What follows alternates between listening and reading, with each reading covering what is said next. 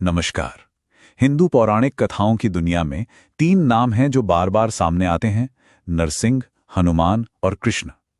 पहली नजर में देखें तो तीनों बहुत अलग लगते हैं, लेकिन सोचिए अगर इन तीनों कहानियों के पीछे एक ही गहरा फिलोसॉफिकल कनेक्शन हो जो इन सबको एक साथ जोड़ता हो। चलिए आज उसी कनेक्शन को समझने की कोशिश करते हैं। तो फिर सवाल ये उठता है, एक नरसिंह, एक वानर देवता और एक दिव्य सारथी में आखिर कॉमन क्या हो सकता है? इसका जवाब हमें सिर्फ कहानियों में नहीं बल्कि जिंदगी के उन फंडामेंटल सवालों में मिलता है जिनका सामना कहीं ना कहीं हम सब करते हैं। इन सभी कहानियों की जड़ में एक ही कॉस्मिक कॉन्फ्लिक्ट है। एक तरफ है बेलगाम अहंकार और दूसरी तरफ है अटूट भक्ति, और जब ये दो ताकतें टकराती हैं तो डिवाइन पावर का आना जरूरी हो जाता है। पता है, इन कहानियों का असली विलेन कोई राक्षस नहीं बल्कि एक आइडिया है, अहंकार। ये मैं की भावना, वो घमंड जो इंसान को यकीन दिलाता है कि वही यूनिवर्स का सेंटर है। और इस अहंकार का सबसे बड़ा प्रतीक था असुर राजा हिरण्यकशिपु। तो हिरण्यकशिपु की कहानी शुरू होती है बदले से। अपने भाई की मौत का बदला लेने के लिए उसने इतनी जोरदार तपस्या की कि उसे लगभग अमर होने का वरदान मिल गया। लेकिन शक्ति के इसी नशे में उसका अहंकार इतना बढ़ गया कि उसने खुद को ही भगवान घोषित कर दिया, और इससे पूरे ब्रह्मांड का बैलेंस ही बिगड़ गया। और यहीं पर होता है आमना सामना दो बिल्कुल ऑपोजिट ताकतों का।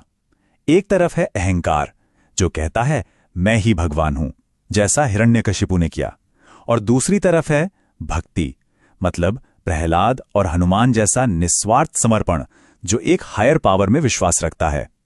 यह सिर्फ एक लड़ाई नहीं बल्कि दो अलग अलग सोच की टक्कर थी। तो अहंकार के इस डिस्ट्रक्टिव पावर को चैलेंज कौन कर सकता था?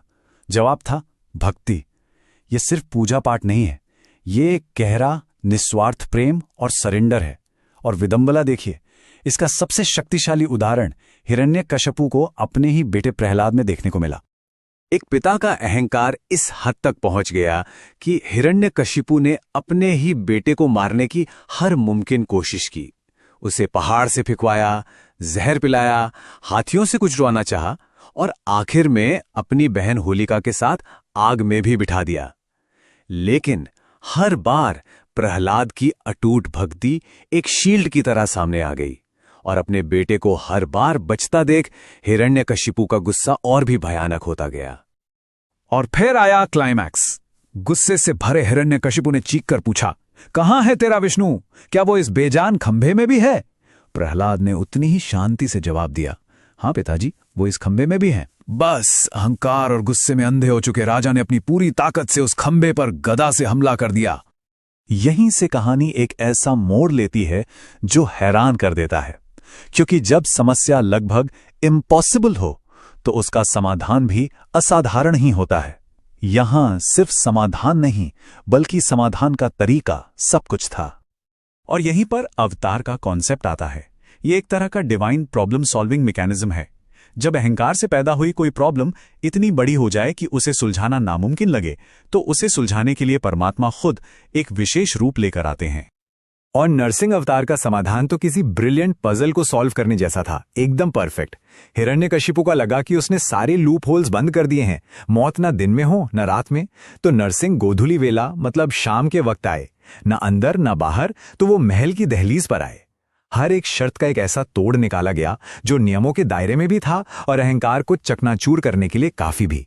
ये ब्रूट फोर्स पर इंटेलिजेंस की एक शानदार जीत थी। तो नरसिंह ने तो अहंकार को सीधे सीधे खत्म कर दिया।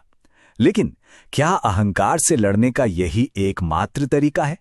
हमारी अगली दो कहानियां दिखाती हैं कि भक्ति के और भी रूप हैं जो युद्ध से नहीं बल्कि सेवा और कर्तव्य से अहंकार पर जीत हासिल करते हैं। और यही एंट्री होती है हनुमान और कृष्ण की। हनुमान तो परम भक्त का एक आदर्श उदाहरण है। उनकी जो जबरदस्त शक्ति थी ना, वो उनके अहंकार से नहीं बल्कि उनकी निस्वार्थ सेवा यानी सेवा से आती है। ये भक्ति का एक अलग लेकिन उतना ही शक्तिशाली रूप है। जरा उनके कामों के स्केल के बारे में सोचिए। एक ही छलांग में पूरा का पूरा समुद्र लांग जाना, या संजीवनी बूटी के लिए पूरा पर्वत ही उठा लाना। यह सिर्फ शक्ति का प्रदर्शन नहीं था, यह कर्तव्य के प्रति एक भक्त का गहरा निस्वार्थ समर्पण था। उनकी हर एक एक्शन सेवा का बेहतरीन उदाहरण थी। और आखिर में आते हैं कृष्ण। महाभारत के इतने बड़े युद्ध में वे कोई हथियार नहीं उठाते, इसके बजाय वे एक सारथी, एक गाइड की भूमिका निभाते हैं। उनका काम युद्ध लड़ना नहीं, बल्कि कर्तव्य और धर्म का वो टाइमलेस ज्ञान देना है जो आज भी उतना ही रेलेवेंट है।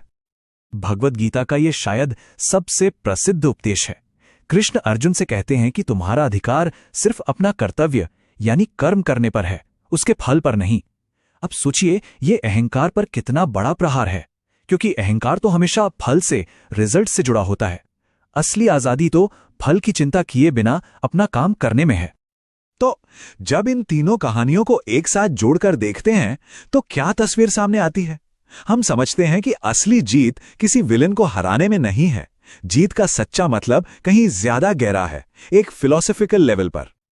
आखिर में ये सारी कहानियां एक ही लक्ष्य की ओर इशारा करती हैं, धर्म की पुनर्स्थापना। मतलब उस कॉस्मिक बैलेंस, उस नैतिकता और कर्तव्य के रास्ते को फिर से स्थापित करना जिसे अहंकार ने तहस नहस कर दिया था। तो संक्षेप में कहें तो नरसिंह ने व्यवस्था बहाल की, हनुमान ने निस्वार्थ सेवा का आदर्श स्थापित किया और कृष्ण ने हमें कर्तव्य का मार्ग दिखाया। अंत में ये अहंकार की विनाशकारी शक्ति पर भक्ति, कर्तव्य और धर्म की ही जीत है। तो आखिर में सवाल यही रह जाता है, क्या ये सिर्फ अतीत की कहानियां हैं या आज भी हमारी जिंदगी में मौजूद अहंकार और कर्तव्य के संघर्ष को समझने का एक रोड मैप?